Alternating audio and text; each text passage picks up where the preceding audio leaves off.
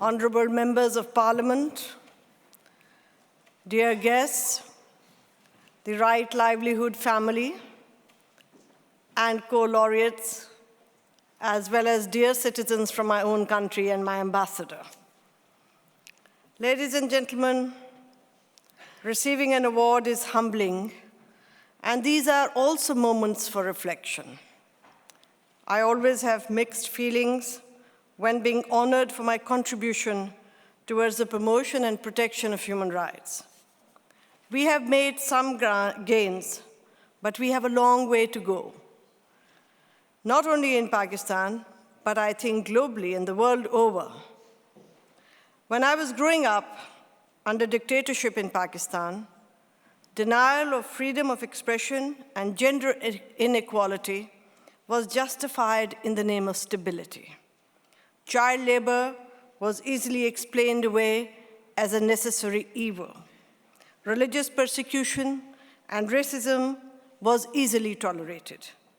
These ills have not disappeared, but they are widely condemned in most parts of the world, and including by many people in Pakistan as well.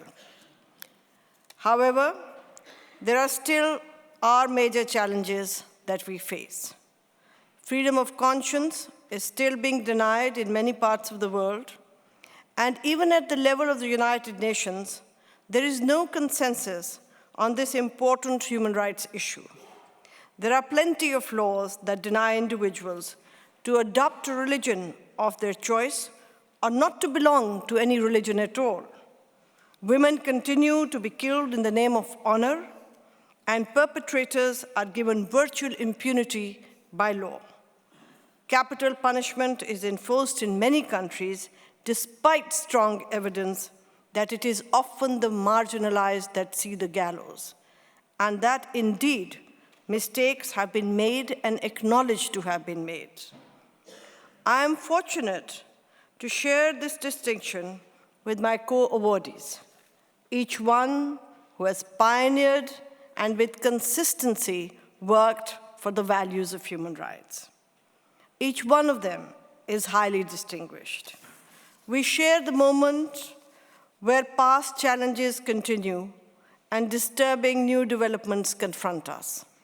The rights of women continue to advance, but at the same time, there are strong militant forces that viciously deny women even the very basic rights like education for girls. There are societies where a woman cannot marry a person of her choice or is brutalized for stepping out of her four walls without a male escort.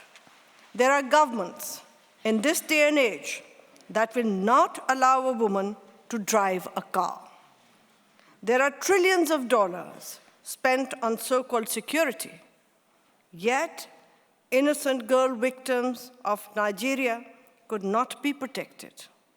Such incidents are indications of decay in global governance. Security-oriented institutions and individuals, rather than people with ideas and creativity, are taking the lead in making global policies. Security and economic interests take precedence over human rights and sustainable peace. The process of democracy is not maturing with the passage of time. Governments are crawling while the people are racing ahead. The gap between the expectations and aspirations of the people and the deliverance of sound governance by governments themselves and politicians is widening. This is indeed disturbing. I'm often asked myself about the risks an activist take during their struggles. My response is that in the past we risked being imprisoned by the authorities. Now we face greater dangers of being killed by mafias, militias, and militants, mobs with impunity. In the past, people had hope and energy, but I fear that I see this resilience fading away.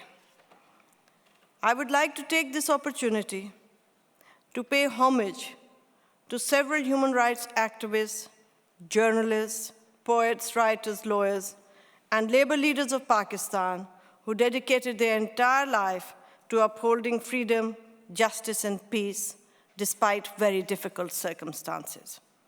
We have experienced severe oppression, but there have also been an equal measure of resistance against tyranny in Pakistan. I would like to express my deep gratitude to my colleagues in the legal profession and the human rights movement, as well as to several Pakistanis who stood by me and by each other during critical moments. Often I have been asked if I had any plans of leaving Pakistan because of numerous threats. Without any hesitation, I have replied negatively, because in comparison to the terror of some, the warmth I have received from others is overwhelming. Pakistan has numerous problems and several faults, but it is also unique in its preservation and perseverance to overcome intolerance, boldly face authoritarianism, and in denouncing terrorist acts carried out in the name of religion. Pakistanis have deeply suffered, and they deserve better. Thank you once again. This award further obliges me to continue my support for the cause of human rights. The award money will be used to help set up a web radio, to institute human rights awards in educational institutions in Pakistan, and to support human rights defenders under threat in Pakistan. Thank you.